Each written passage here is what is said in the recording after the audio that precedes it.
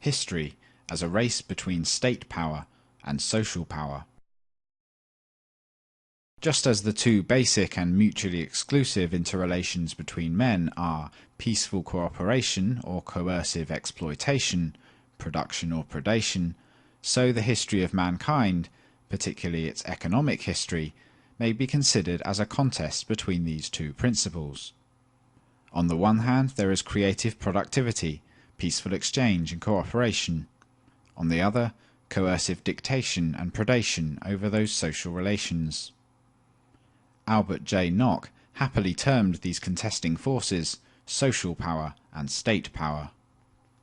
Social power is man's power over nature, his cooperative transformation of nature's resources and insight into nature's laws for the benefit of all participating individuals.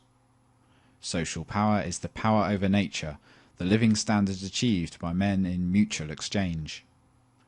State power, as we have seen, is the coercive and parasitic seizure of this production, a draining of the fruits of society for the benefit of non-productive, actually anti-productive, rulers.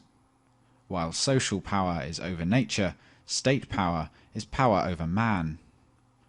Through history, man's productive and creative forces have, time and again, carved out new ways of transforming nature for man's benefit. These have been the times when social power has spurted ahead of state power, and when the degree of state encroachment over society has considerably lessened. But always, after a greater or smaller time lag, the state has moved into these new areas to cripple and confiscate social power once more.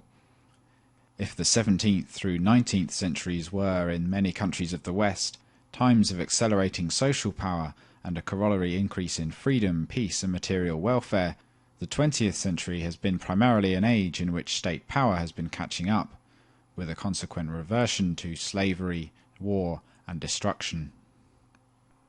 In this century, the human race faces once again the virulent reign of the state now armed with the fruits of man's creative powers, confiscated and perverted to its own aims. The last few centuries were times when men tried to place constitutional and other limits on the state, only to find that such limits, as with all other attempts, have failed.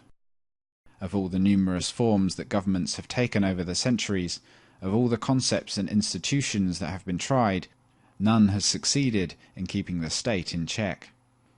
The problem of the state is evidently as far from solution as ever. Perhaps new paths of inquiry must be explored if the successful final solution of the state question is ever to be attained.